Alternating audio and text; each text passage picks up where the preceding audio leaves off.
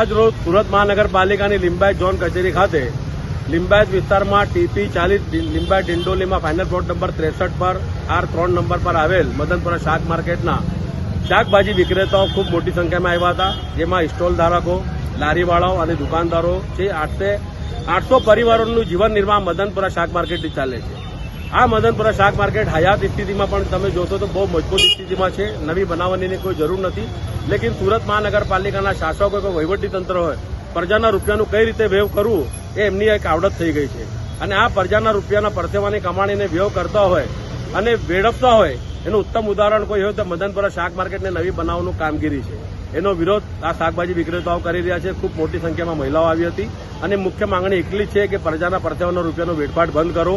આ રૂપિયા પ્રજાના સુખાકારી માટે અન્ય જગ્યાએ વાપરો અને તેમાં જે ટેન્ડરિંગ પ્રક્રિયા થઈ છે એને તાત્કાલિક અસરથી શાકભાજી વિક્રેતાઓના રોજીરોટીના પ્રશ્નને ધ્યાનમાં લઈને તાત્કાલિક અસરથી રદ કરો.